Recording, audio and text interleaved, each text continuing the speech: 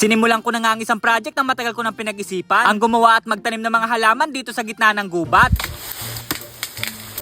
Bale, ito yung itsura niya nung hindi pa natin nagagalaw. At ito naman ang kinalabasan nung inumpisahan na. Medyo nahirapan tayo ng konti kasi sobrang daming puno. Kaya yun muna ang una kong pinutol bago ang iba. Nagsabi kasi ako kay nanay, guys, nagagawa ako dito ng halamanan. Double purpose naman kasi itong gagawin natin. Bukod sa makakapagtanim tayo ng mga gulay, matatanggal din yung mga kahoy na nakaharang sa mga niyog. Medyo tanghali na nga lang tayo nakapagsimula kasi marami pa tayong ginawa. Pero ang totoo niyan, guys, matagal ko na itong balak. Di lang talaga matuloy-tuloy kasi maraming negatibo na pumapasok sa aking isipan. Kasi unang-una sa lahat, wala pa tayong karanasan sa pagtatanim. At hindi natin alam kung magiging worth it ba to. Pero sa tingin ko naman ay kakayanin natin to at hindi naman masamang sumubok. Kung tutuusin naman ay madali lang yung pagtatanim. Ang mahirap lang dito ay kung paano mag-alaga. Bukod kasi sa mga insektong sumisira ng mga pananim, isa pang problema dito yung mga ligaw na hayop. Yun kasi yung pangunahing kalaban pag pinasok mo yung ganitong gawain. Kaya kailangan talaga munang pag-isipan ng todo bago simulan. Gustong gusto ko talaga magtanim ng mga gulay, guys, para hindi na tayo bibili at makalibre na ng ulam. Lalo't malawak naman ang lupa dito, sipag na lang kailangan. Bale, itong pagtataniman natin, guys, ay dati na ring garden nung tiyahin ko. Pero sobrang tagal ng panahon nun, guys, at medyo maliit pa ako. Kaya ngayon kaya na natin ay tayo naman ang gagawa. Dati kasi wala masyadong kahoy dito at puro kugon lang. Pero naubos na yung mga kugon at kahoy naman ang pumalit. Di naman masasayang itong mga tinatanggal natin. Pwede namang ito yung ilagay natin bakod or di kaya naman ay ulingin. Medyo marami pa tong kahoy na puputulin natin, guys, hanggang dito sa kabila. Sobrang titigas. Mas maganda kasing gumawa ng ano dito. Garden kasi pino yung mga lupa. Pero kailangan pa natin putulin to. Inuna natin to sa may harapan. Kasunod naman ito. Dito pa lang tayo sa may kabila na to. Malawak-lawak din kasing gagawin natin para mas maraming maitanim. Pahinga muna tayo, ang init. Kahapon sana, guys, ay nasimulan ko na to. Pero alam nyo naman na sa ganong petsa ay sumasahod tayo dito sa Facebook. Kaya hindi na rin ako nakagawa ng video kasi gumala kami. Sobrang nakakatuwa lang kasi hindi kayo nagsasawa na suportahan yung katulad ko. At kayo ang dahilan kung bakit may sinasahod ako buwan-buwan. Isa pang nakakatuwa doon ay habang tumatagal, palaki ng palaki yung natatanggap natin. Kaya kahit hindi kagandahan yung mga vlog natin ay sinisipagan ko talagang gumawa ng mga video. Medyo nakakatakot dito, guys, may malaking puno. Kasi may nakita akong butas. Eto parang bago pa. Eto, guys,